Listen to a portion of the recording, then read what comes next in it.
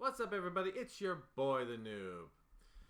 So today I wanted to bring you a very interesting manga that I really enjoyed that I recently found out is going to be coming out in its own anime in spring 2020.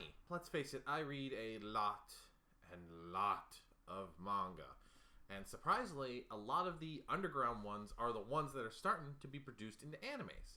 So this one I find very unique because its premise is a slight bit different than some of the most common ones. That's why it's a little bit of kind of an underground one. Not many people I know talk about it, but I find it very unique.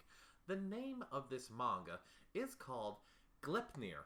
Your main story revolves around your main character, Kaguya. He is a high school student. He is not very standoutish. He's kind of bland. He's boring. He's normal. And that's all he wants for life. He just wants to have friends, wants to go to school, just wants to be a normal person.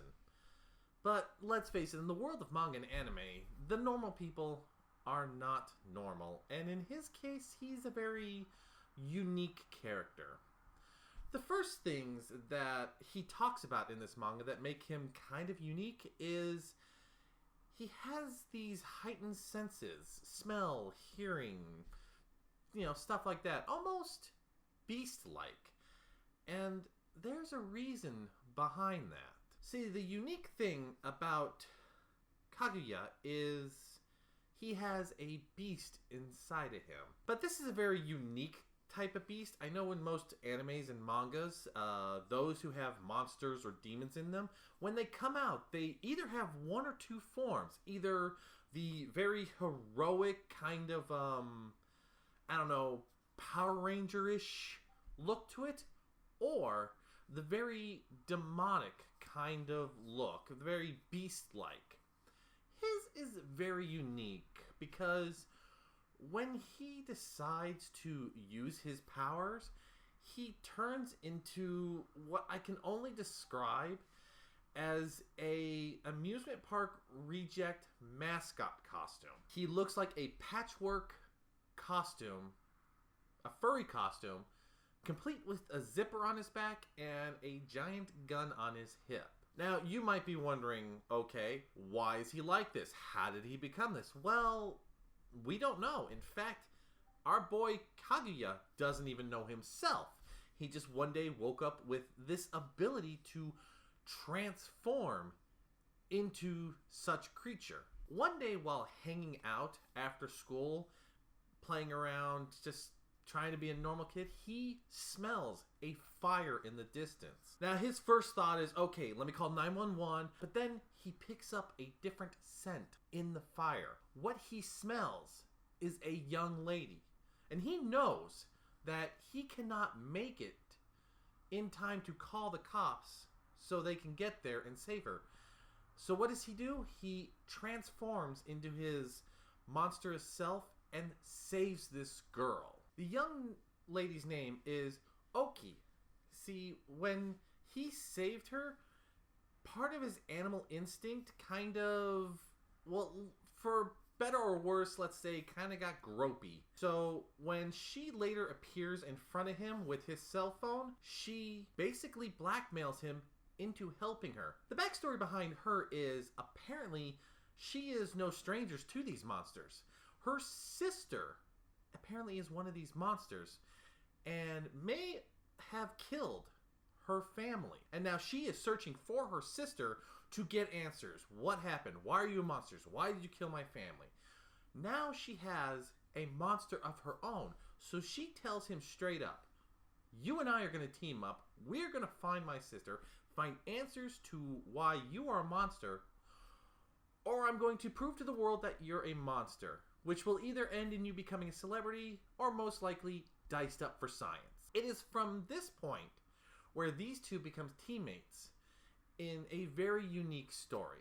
See, during this manga, we learn that he is not the only one who can become a monster. In fact, there are several people who can become these monsters. What is the whole purpose behind these monsters? Apparently, from what it looks like, and we're not sure if it's 100% true, there's this character who is in an abandoned building on a hill kind of outside of town with a vending machine that takes these special type of coins.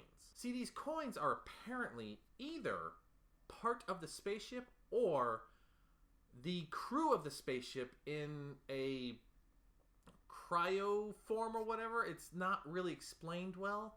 This man wants them back.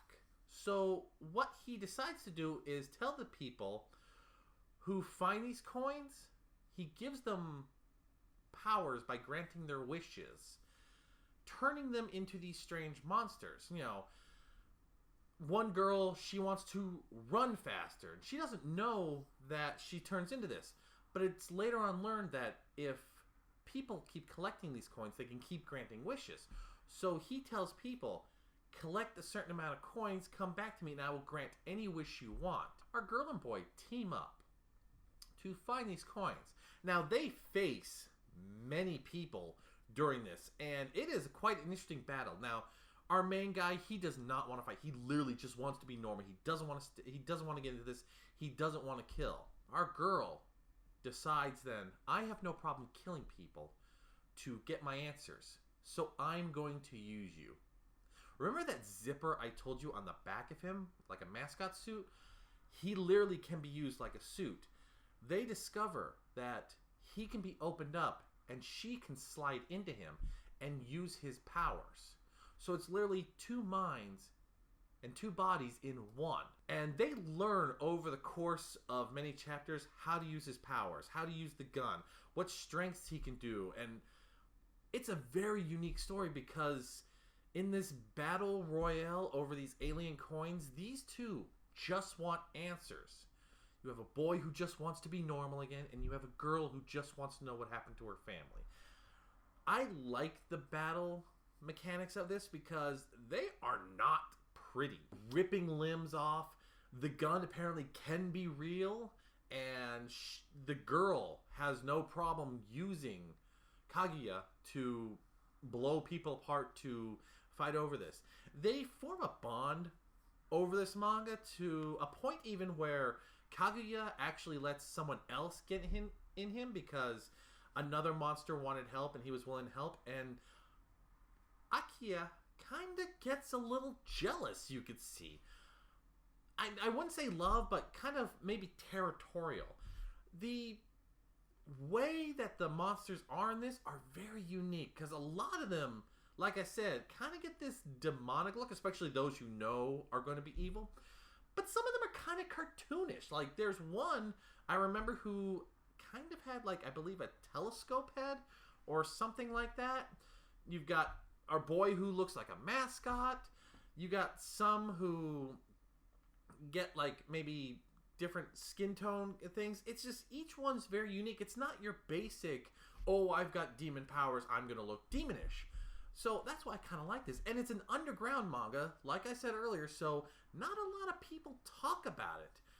So when I found out that this was getting an anime adaptation come 2020 spring, I was like, hey, I'm going to have to watch this, especially if they can get some of these battles to look as good as they did in the manga, because we need more battles like this. This is one of those very unique mangas.